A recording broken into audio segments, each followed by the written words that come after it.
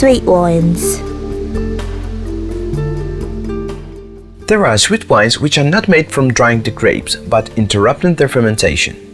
This step will keep a residual sugar not yet transformed into alcohol, and consequently the wine will have a lower alcohol volume content. On the label of these wines, you may find a curious indication of the alcoholic volume, for example 9% plus 3% volume. It means that 9% is the actual alcohol content and 3% is potential alcohol, and more precisely, it is residual sugar that was not converted into alcohol. In fact, it is still fermentable. Normally, this kind of wine is not particularly valuable or expensive because during their production there is no loss of liquid, as it happens, for example, for the wines from dried grapes that would critically reduce the amount of wine which can be produced.